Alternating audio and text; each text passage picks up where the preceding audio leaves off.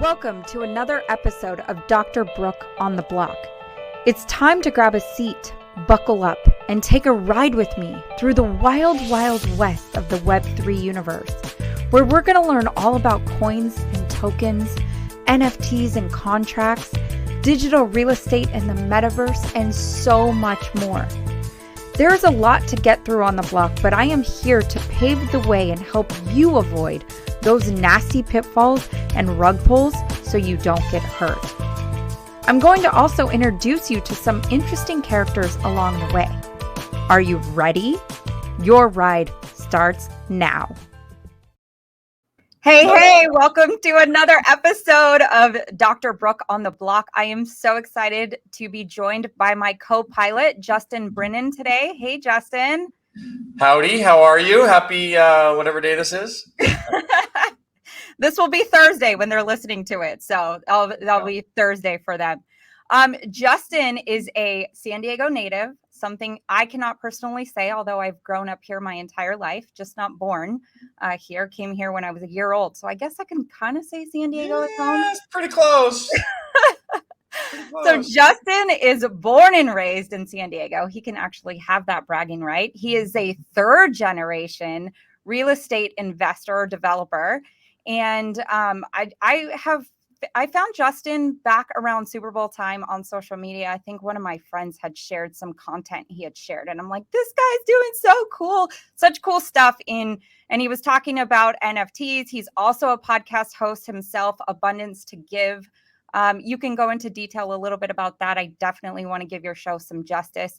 I don't want to mess it up with my description of it. But Justin, can you please go into detail more about your beginning story, not in Web3? I want to hear about your personal story first, and then we'll go into Web3. Gotcha. Well, yeah, first of all, thank you for having me on. This is cool and asking me to be a part of this. So It's always nice to share information, ideas, and pass it along to your viewers and people listening. Yeah, you said it right. I mean, born and raised in San Diego, grew up, the first I can remember is like 3 years old in Bonita, California. It's kind of a suburb of San Diego, and living in a little 3-bedroom, 2-bath home on Dory Road. It's kind of where we started. My dad was a builder developer, started as a real estate broker, then got into the construction side of it, got mentored a little bit through Corky McMillan, the McMillan family. And they kind of did some stuff together. And then my dad branched off. And then obviously the McMillan family, if you're unfamiliar with them in San Diego, major developer with Scott and Mark and that whole family history. And they did a lot of stuff in South Bay. And then, kind of grew up through that, moved a lot around San Diego as my dad was doing apartments, condos, multifamily, single family subdivisions, a lot of that stuff throughout the county. Until really the RTC crisis, which is the savings and loan, that was 89 through 91. That was like the first, major collapse then that I watched him go through, that he survived. And then he started branching out of San Diego and got into Sacramento and Las Vegas, Idaho, and so forth. But I kind of grew up, through it. My little 91-year-old grandmother, talking before we went online here, little Sicilian woman out of Italy. And she kind of amassed a little mini portfolio of apartments that she owned down in South Bay, Chula Vista, National City, where up until her passing at 91, I mean, she was driving around in a little S10 Chevy truck picking up rent, right? First and the 5th of the month. Wow. We're joking. Like, maybe she took like a gun or some mafia person with her to go collect the rent. This little Italian woman, right? Scaring the crap out of people. But so I kind of got my first feet into the multifamily game then, right, through apartments. And then watching my dad do some multifamily, I kind of grew up digging ditches on his job sites. My dad was really good at making sure that both my brother, sister, myself, we were never spoon-fed. There was never a silver spoon in it. I mean, opportunities were presented, sure. But he would always make sure that we had to cross through, break through the door, do some hard work, understand the value of $1, hard work. And so, I'm not kidding. He would put us on his job sites. I remember this vividly because it's still burnt into my brain. And it's like a Sunday morning, okay? All the kids are playing around. No. You little boys are going to go down, and you kids, you're going to go down to the job site and dig some ditches. The Brennan family wasn't getting to play. Or dig some ditches, put some pipe in it, right? Just put a pipe in it, fill it back over. And then when we're done, he said, well, now you need to dig it up. I'm like, we're like, what? Like, why? Oh, that was just for fun. Right. I'm like we'd sweat and just, he would literally just do this to teach us these lessons. Right. Oh my goodness. And then even during when I was in high school and stuff, I mean, kids, half my summer was, getting to play around, right? Like kids do in the summer. And then the second half, which tended to be the hottest, being July and August, or the month of August before we go back to school, he was flying us to Vegas for a month to live in Vegas, to go to his job sites and work in 190,000 degree Africa hot heat. Oh my gosh. Right. Brutal child abuse.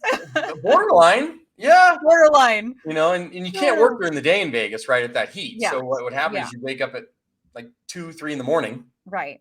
You're on the job sites by 4. You work from 4 to maybe noon and get as much done as you can. But, I won't forget that either. We were sweeping underground garages, and this is mid-August. Oh my goodness. I mean, just crazy hot. And he drives down in his little S10 little Mercedes or whatever he had at that time, SL. He's playing smooth jazz.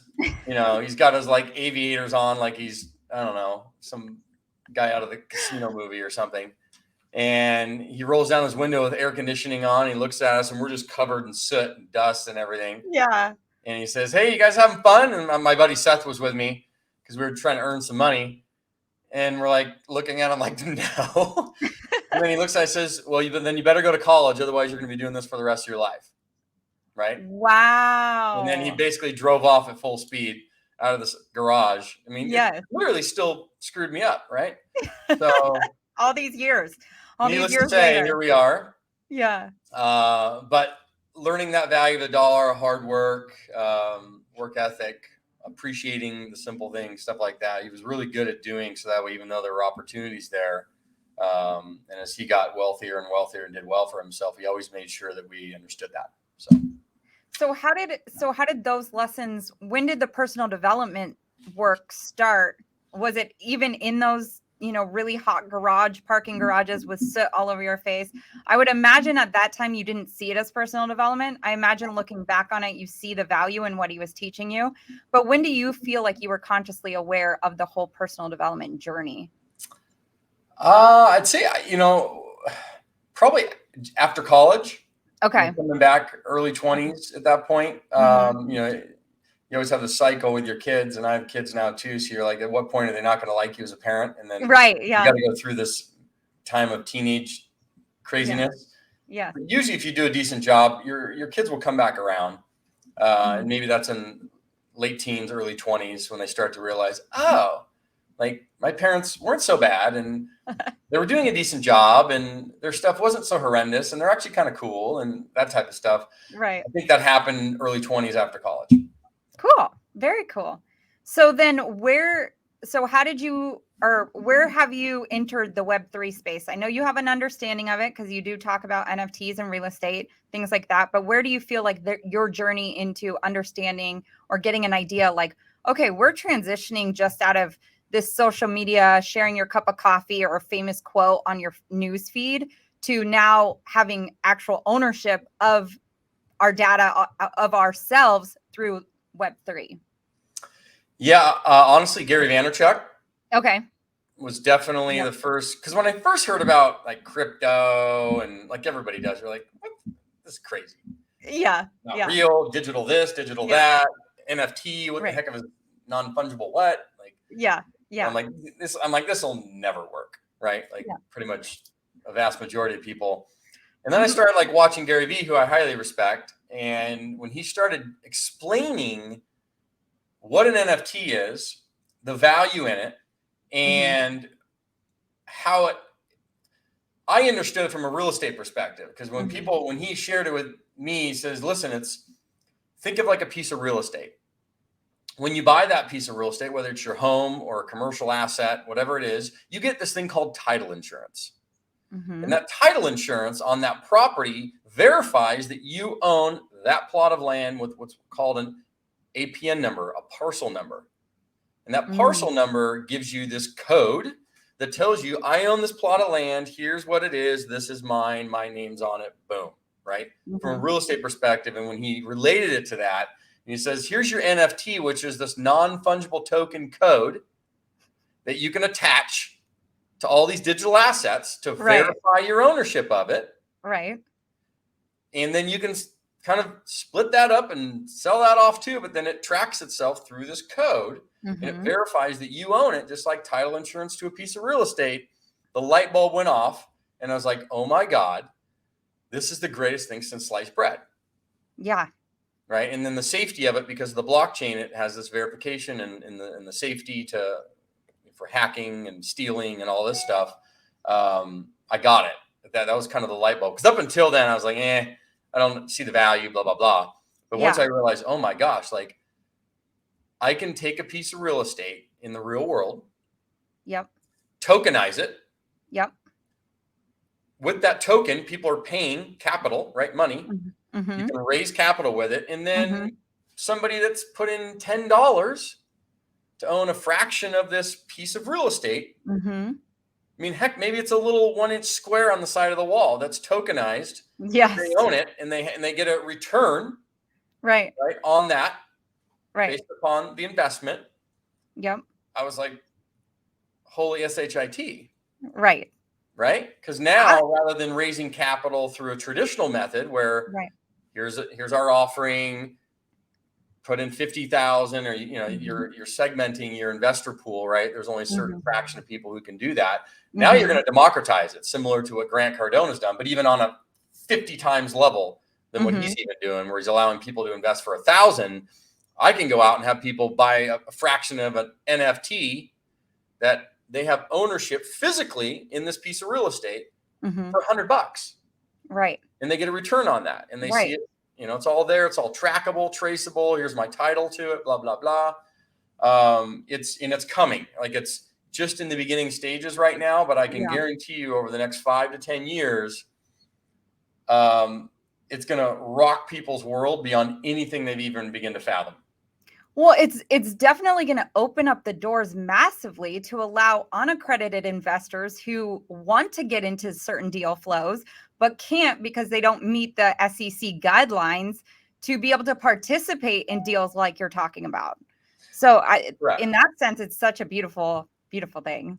Right. And if people know, you can go on to websites like Fundrise and CrowdStreet, crowdfunding and all that stuff. And sure, you can invest $1,000 here, $1,000 there, and that's all fine. But what this is actually going to do is allow even more segmentation of that capital raising.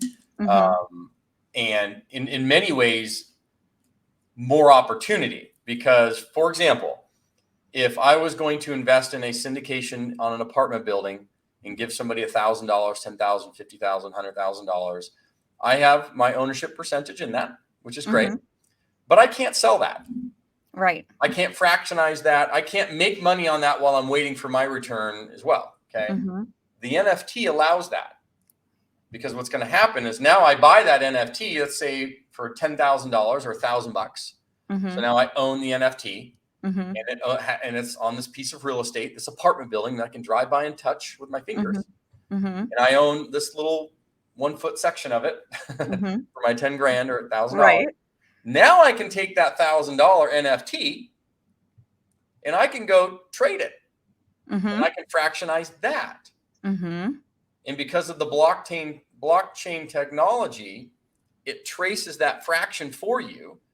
So it doesn't get complicated from kind of this accounting side or accountability of like, oh God, I sectioned that one NFT into 100 NFTs. So how do I trace and track that? And how does it go back and blah, blah, blah. The blockchain allows that and does that automatically for you. That's the beauty of it. Right. And there's companies out there right now that are starting to do this and are in place, and it's going to get better and better. So, we can talk about that, but that's kind of where it's going. So people need to understand this whole metaverse thing that people want to laugh about, and crypto that I understand is having its moment right now. Fine. But people need to realize that's exactly what happened to the .com boom. So just absolutely. Just be patient. Trust me. It's not going anywhere. Right. Facebook doesn't change their name to Meta for nothing. Right. Exactly. So, you may not like them, but they're not going anywhere. So Yeah, once you understand that bigger picture and what's happening behind the scenes between the war between the Winklevoss twins and Mark Zuckerberg right now too. I don't know if you're familiar with that whole deal. Well, they got the war going on, and those twins started the crypto exchange Gemini. Yes, the Gemini wallet. I mean, once I understood that story, I started laughing my ass off because I'm like, this is like straight out of.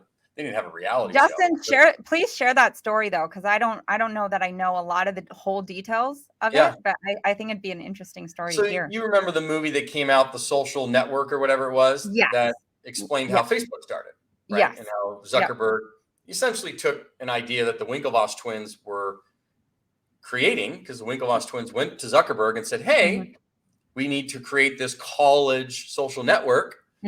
And Zuckerberg created it for them, but then essentially stole it and created like the Facebook company out in Silicon Valley and took it bigger, right? Took it from colleges to, oh, no, we're going to go to the masses.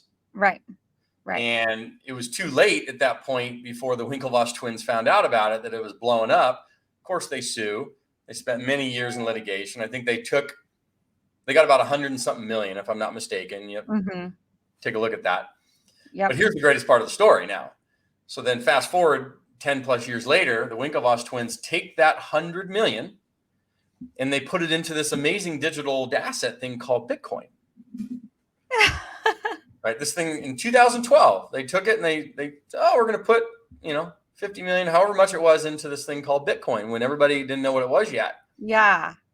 So they became now billionaires. Right. Wow. I mean, they were already pretty wealthy, but then now they they took Zuckerberg's money, essentially theirs. Essentially, yeah. Bought Bitcoin with it, became billionaires, then created their own wallet called Gemini. Yep. Right. That's now a transaction exchange, wallet thing that everybody uses as well. But then on top of that, what they did very quietly is they created their own metaverse. Okay, behind the scenes. What is their metaverse? So you have a few now, right? You have obviously Meta's trying to push theirs. You have Decentraland. You have Sandbox is one. Sandbox. Yeah. Maybe that's there. Google it. Are they all there. Okay. One of them is theirs. Okay. So they were the first people into this NFT and Gemini in metaverse space. Okay. They saw this, right? So the billionaires in Bitcoin went into the metaverse, created that essentially, the first ones. You can read all about it. And they're really pushing this quite hard. And what's coming down the pike is, yes, I understand crypto's doing this crazy stuff right now, but I mean, you saying that crypto's gone, or some people saying that, oh, crypto's dead and NFTs are dead and the whole digital space is dead. That's like going to somebody in 2000 and 2001 and saying the internet's never coming again. I know. I'm laughing as you're saying it because it's like one of Gary V's biggest quotes that I always stand by is crypto doesn't care about what you think about the blockchain, or the blockchain doesn't care about what you think about cryptocurrency. The blockchain doesn't care about what you think about NFTs. The blockchain is the blockchain, and the technology is going nowhere. Sure. Yeah. Yeah. And once people understand what's coming down the pike, listen, it's taking a break. But relax. The same way that the internet did its thing, .com boom and bust. And then, I mean, that'd be like saying, oh, Amazon sucks. It's never going to happen. Right. And the boom and bust and blah, blah, blah. Right. It's going to be fine. And it's taking a break. What would you tell people during this break time that they should be doing to make sure they set themselves up when the break is over? Yeah. Educate, because it's such an amazing thing what's coming down the pike. I get like super excited. So you have to understand there's a lot of pieces in play. And this is why, from a much bigger perspective, the 5G technology and China and the United States fighting over that right now behind the scenes is such a big play. And that's because that 5G technology is the core technology behind what's going to allow what's coming to really take place. The metaverse and correct. Yep. Because we've all seen the movie The Matrix. Yes. Now take that movie and put it into reality, but actually not make it so dark, right? It's real life. So what's going to happen is, we're on a screen right now. Yes. Right. And this is your phone. Yep. And your entire internet experience in Web 2.0 for the last decade or so has been on a screen or on this device. And as 5G and 4G have come in, it's been getting better and better. And these devices are taking over and blah, blah, blah. And that's all great. The metaverse, what's going to happen with the 5G technology is this phone is going to go bye-bye. Your screen's going to go bye-bye. The entire internet's going to literally come out into a 3D environment overlaid into your real environment that you walk out of your house, right? And it's going to be there. Like you're going to go buy shoes like in the middle of the street. And shit's going to be delivered. Like literally coming into you. Like they're going to take the Matrix or the metaverse with the real world and they're literally going to lay them on top of each other in a real world environment. And you at some point here will not be able to distinguish whether you are in the metaverse or in the real world. Like a simulated environment. Now, they think metaverse, they think, oh, I'm going to go on into this little digital land and it's all digital and it's all make believe and all this stuff. And that's true right now. Right now. But what's happening is that is now going to come out of your screen and you're going to pull out of your driveway in the middle of the day and you're going to have the internet laid up in the middle of the sky. Right. It's going to happen. It's coming. So and you're not even going to know the difference. And here's why NFTs and the crypto are going to just explode, because the only way you're going to be able to transact moving forward is with an NFT crypto. Right. The US dollar as we know it is going to go bye-bye. Yeah. And I always say it's not even the US dollar, it's the Federal Reserve note. And they are pushing back hard. They see this digital currency being a thing. If they didn't see it being a thing, they wouldn't try to start their own digital currency, the CBDC. So if that is any indication of what's happening for those of you who are listening, who might be sitting on the fence about where this technology is going, if the federal government is looking at getting into something, they know it's that this is sticking around. Listen, everybody do yourself a favor. Go onto this thing called Google and type in what's called the digital dollar. And also go on there and type in this thing called the digital yuan. Because there's no coincidence, right in the middle of 2020, right? COVID, when everybody's worried about COVID, the Chinese government launched the digital yuan. Right. And they've been testing it. Yep. And then coincidentally, all you need to do is go on there and go to Forbes, type it all in. The US is now working on the digital dollar, and Jerome Powell's working on it behind the scenes, because they understand that the day of the dollar as the world's reserve currency is headed towards its end. Yeah. And this is why everybody sits here and says, I can't believe they're printing all this money. Don't they see what's going to happen? Yeah. They know exactly what's going to happen. And that's why they're not going to stop printing, because they don't care, because the ship's sailing too far out to sea. It's filling up with water. Yeah. And they know they have to come in with something else here pretty soon, because otherwise it has to transition. I mean, the day of the dollar is going to move away. It's just a matter of what event is going to take place that's going to trigger that. And it's going to be very messy when it happens in the short term. But I would highly recommend that people, buy as many tangible assets as you can, right? You have to have some cash liquidity in the US dollar, but it's going to drastically change. And then in order for you to transact in the world a decade from now or so, as this metaverse hits harder and harder, is going to be using your MetaMask within inside the metaverse and NFTs and crypto. And that's how it's all going to work. So, okay. So somebody who might be freaked out hearing that. Yeah. I'm sure you are, because you're going, holy. Well, I mean, I can kind of see that. There's aspects of it that can be a little freaky, like where you don't know what's real life. Like, am I physically touching my best friend? Like, am I giving her a hug, or is this a simulation of feeling like I'm giving her a hug? Right. So what would you say? Because I can understand for some people that may sound very, very scary. So what they would want to do is either freeze or run the hell the other direction and not get involved and not get into the space. I wish I had an answer. But I don't. All I know is that the AI technology, right, that we see getting better and better, and you see these things become more human. Yeah. And I know. There's jokes about, we're going to take over the world. Like, there's going to come a point where you're not going to need a husband or a wife. Oh my God, Justin. You're going to have like this really pretty looking robot. I mean, and how far is that out? I have no idea. a really pretty robot to all the specs that you want. Like pretty much, you're gonna go and design it on Amazon, ship that shit. Excuse me, beep, and just show up at your door. It's gonna be, you know, Juan Pablo, or like for us guys, it'll be something, you know. But, oh my God, who knows? I that's a ways out, obviously, but it would not surprise me. Would not surprise me. And you go listen to Elon Musk or any of these guys that are actually in that space now, and that is one of his number one fears. I'm not worried about what Elon's going to do with that technology, because I don't think he would cross that threshold. But I do worry what other folks may do with that technology. On the AI side of it, he's very concerned. Yeah, he does. He really does express a lot of concern around it, you know, especially when people like are always, but he's the one who says, you know, we don't know if we're living in a simulation, you know, sometimes. So, and are you familiar with Neuralink? Yes. Yeah. Okay. So Elon Musk, he developed this technology some years ago, and he's been working on it. Ideally, it was set up originally, and I think that's still its plan, is they insert a chip into your brain to help people that maybe couldn't hear, had speech impediments, couldn't walk, right? So paralyzed. It's correct. Designed to help those people with medical problems. Yes.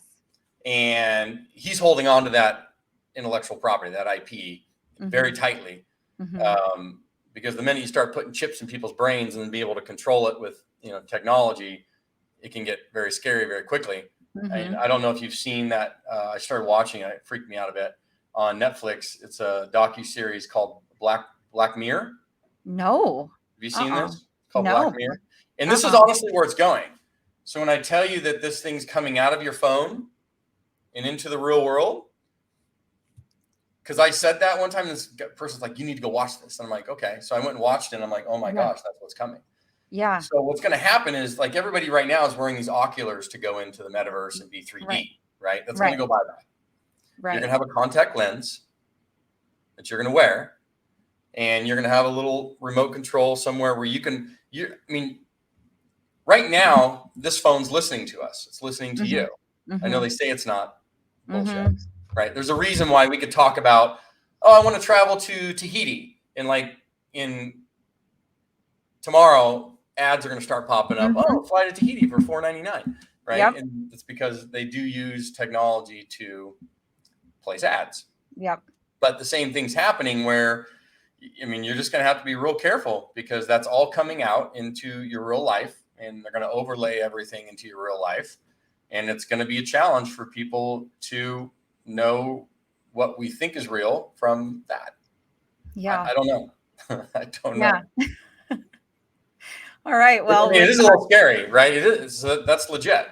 But from the real estate side, going back to that, the NFTs is where it's at. I mean, do you know how much money Snoop Dogg and his son are making right now?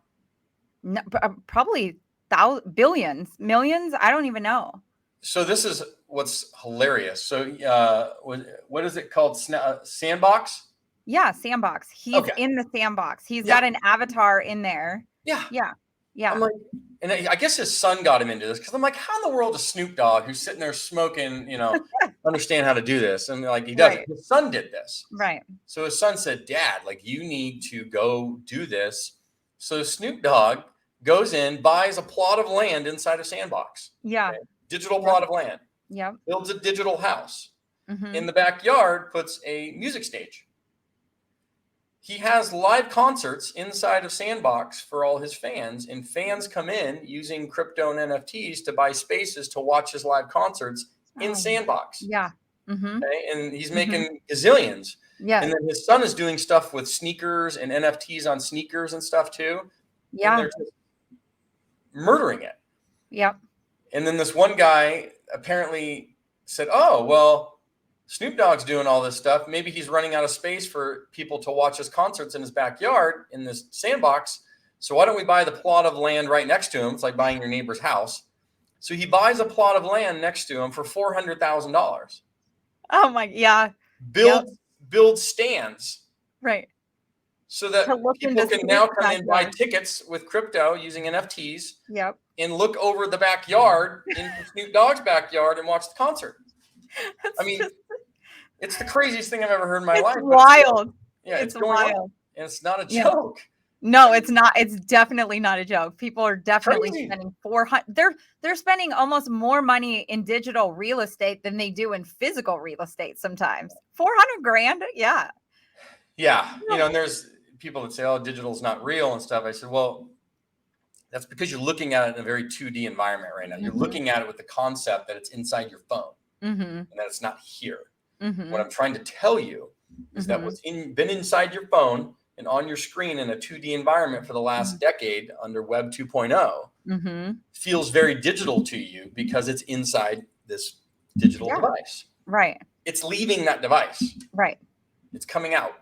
The box, right? Like we were on Zoom calls all through COVID, like the box of Zoom, the box of StreamYard that you and I both are sitting in right now, those walls are breaking down essentially. Right.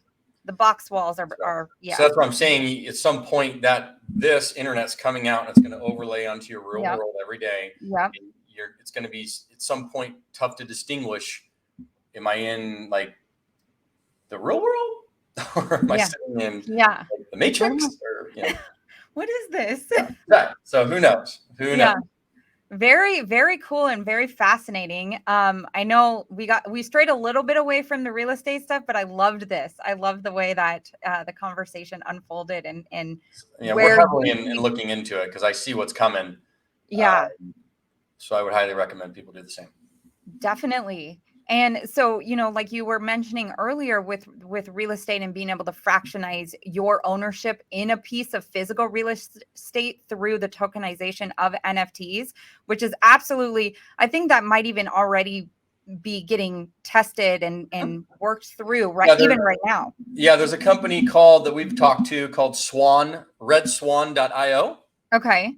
Redswan.io. They're tokenizing commercial real estate as we speak. Wow. So you can go look at that. There's another company owned by Rex Real Estate out of Austin, Texas. And he has a company, one of his companies, he's a billionaire guy.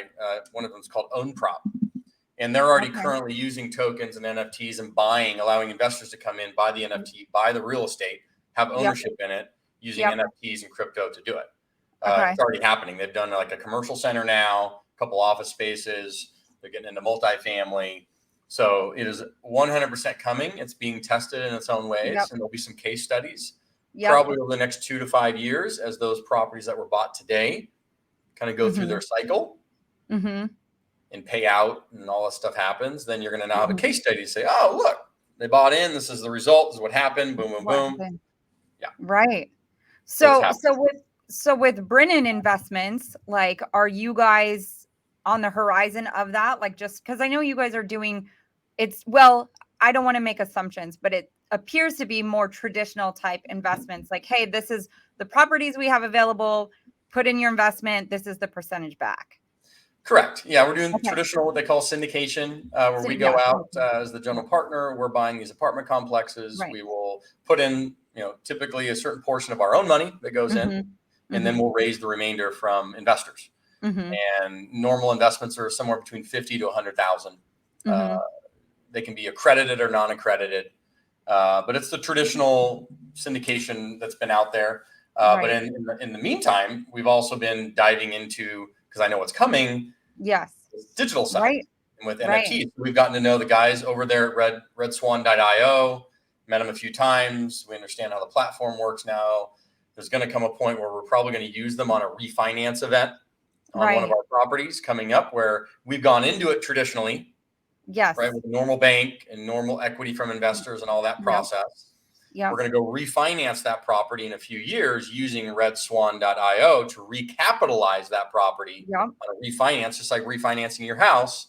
But we're going to refinance it with NFTs and crypto. I love it. And not US dollar. Yeah. Right. Traditional refinance process. Right. So that's coming in a couple of years. It's going to happen. Yeah. And then I'm really highly following this property, OwnProp, that is run by Rex Real Estate. Rex, I don't know his last name, but maybe that is the last name.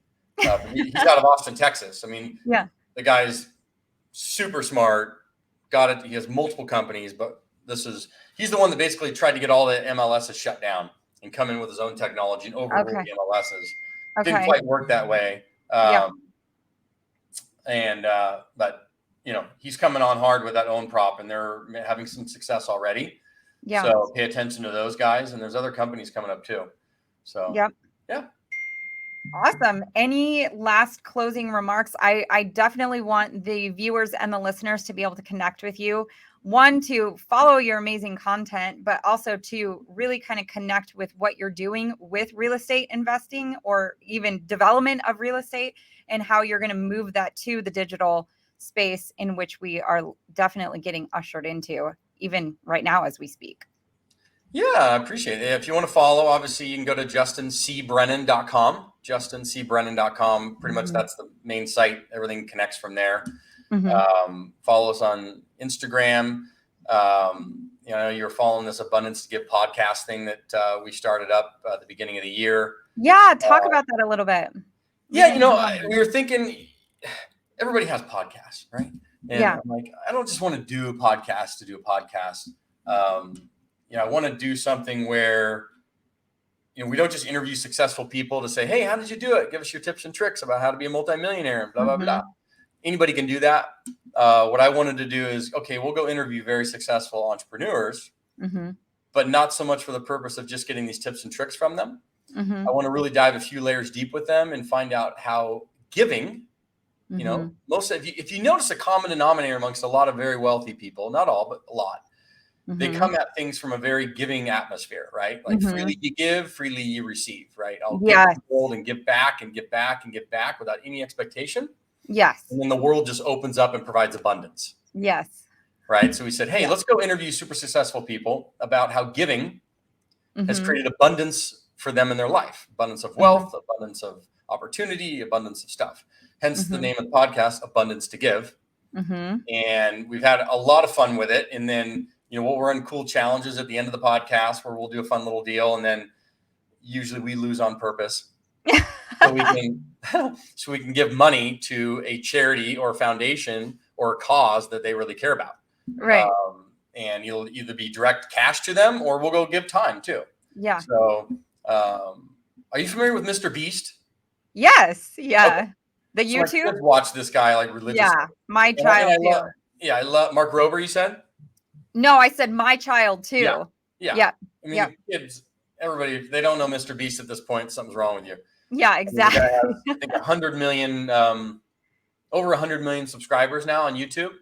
Right, but it's not even just the YouTube channel. He's now gone into like having his own restaurants, like these pop-up shop type restaurants. I'm like, Lord, we like had to drive all the way to one in Mira Mesa here in San Diego. And we're like driving around the parking lot trying to find this. He's got his restaurant inside of Buca de Beppo because he's using their kitchen to make his hamburgers. So you don't actually sit in there and eat it. It's only DoorDash, only Uber Eats, or takeout. No, it is super interesting. And he has such a following that people will do it. Right. Yeah. But the point being, he started his YouTube career, and he talks about this on one of his first videos where he only had like 1,100 subscribers on his channel. And he was doing the normal videos where he'd play video games and people would watch him play video games. And he's like, well, it was like cool, but not that cool. Then what he started doing is like going out and like showing up at a Best Buy and saying, hey, random person, go grab as much stuff as you can in the next 5 minutes, put it inside of this box, and you get it. Yeah. People are like, what? So what he found is people fell in love with the concept of giving freely. Yes. He was just giving, helping people out, money, products, things, life that like changes their life. Yeah. And then that just created this massive abundance back to him. Right. So he's like my goal to get on the podcast to talk to him, because he is the creme de la creme of abundance to give. So that is on the beacon. So if you're ever watching this, Mr. Beast, come on. I'm going to get you. Go talk to Justin. Come on, Mr. Beast. It's like the podcast for you. Like, I'll do whatever you want. We'll fly out. We'll do all kinds of fun things. We'll give. Yeah. That's awesome. I love it. That's such a great, it's such a unique, type of show, but it's something we need to see more of. And I love that you're doing that. So I think people love acts of kindness. Yeah, absolutely. Yeah, people love action Absolutely. items. Absolutely. Yeah, especially if it's coming to, I mean, it's one thing when somebody, you know, like in the Starbucks line pays for the coffee behind them. Like that's awesome and it puts a smile on someone's face. But I feel like sometimes people have such negative connotations about, oh, that's just a rich guy. That's just a Sure. rich guy. You know, and it's like when they get to see that other aspect of it, like I'm just a normal dude and I'm going to like run into Best Buy and throw all this stuff in a box. Like I'm no different than you, but I can at least take care of this bill for you. Yeah, and see Like what it's it's really good for cool. now. I mean, the guy's pulling in, and it's more than this, but at least on record, 3 to 4 million a month. Right. Yeah. You know, crazy. So all from starting to give free stuff away. Yeah, and not just playing video games. Right. Yeah. Awesome, Justin. Thank you so much for this conversation. It's been such a fun one. Anything you want to say before I pull our train into the station? No, you know, what do you have on your plate in the next 30 days? Anything exciting you're doing or? Ooh, next 30 days. Practice. Let's say before the end of the year, because we're here in the fall. Okay. Before December 31st, we got a few months. Yeah. Anything exciting that you have in the works? I am going to be teaching a lot more blockchain technology fundamentals to people. So I'm speaking at an event here in San Diego in October and doing another speaking event in a couple weeks, just really helping educate people to understand what this stuff is. Because I know like sometimes like even what you shared may be too high level from where people are at. And it's really cool to get to start them at the very beginning. So I get to do that. And really, you know, I'm traveling different places and excited to be helping my patients. Beautiful. Yeah. It's hard. And sorry if I confuse people. I dove so hard into it once I understood it from Gary V, like the depth of NFTs and crypto. Because then I was all in because I'm like, I know what's coming now. Yeah. And that's why we've been heavily looking into it. We already bought a small digital plot of land, a couple NFTs, nothing major. Kind of playing around, dipping our toes into it just to kind of get a feel. Yes. And that's what I recommend people do. Don't spend a bunch of money if you don't understand it. Just kind of dip in. Don't lose money you can't. Absolutely. This kind of get rich quick thing. Just dibby-dally into it. Understand it. Get educated. Watch a lot of YouTube stuff if you want. Other people that are doing it. And just educate yourself highly. Watch, you. So, and that way people can understand it because it's you're not going to be able to avoid it within 10 years. I guarantee you. Absolutely not. And I back that 100%. That is so true. And I would say even probably quicker than even the 10 years, but 10 years being that kind of point at which it's only been a little over 10 years since Bitcoin, and look at where we're at right now. So such a massive movement, quick movement into this technology. So yeah. Awesome. Thank you so much for being here. Thank you all for listening, watching, engaging. It's been such a fun episode. And while we pull this train into the station, make sure you exit to the right, and we will see you on the next one. Bye. You made it. Congratulations. That wasn't so bad, was it? I hope you laughed and learned a little bit more about this Web3 universe and how simple and fun it can really be. Would you be so kind as to leave us a review and share it with your friends and family? It would mean so much to get this out to more people as we embark on the greatest transfer of wealth that has ever happened in human history. Can't wait to see you on the next one.